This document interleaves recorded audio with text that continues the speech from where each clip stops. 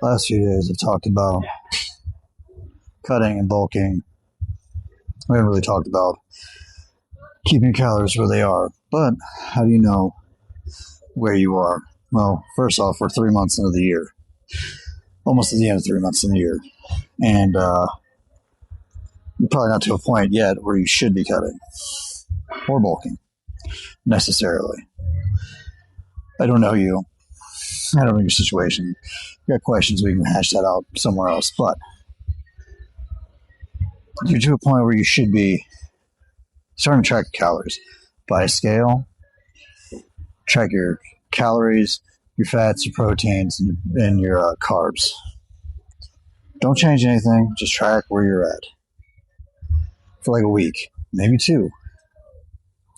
If you're all over the place, try to keep your 1 gram of protein per pound of ideal body weight and get your calories consistent. Start there. You'll make a lot of progress. Otherwise, your body will tell you if you need more calories. Like you working out, say you're doing it more than 2 or 3 days a week. So you're doing like 5 like I do.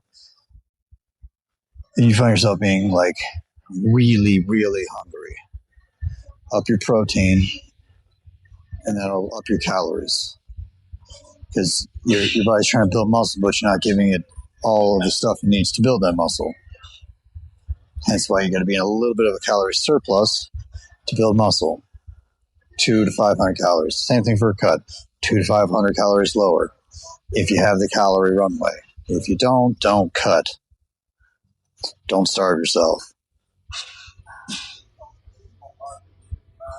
So yeah, track your calories and let your body dictate where you are. And after you build a bunch of muscle, say in a maintenance for a year, maybe you're in a slight bulk for a year.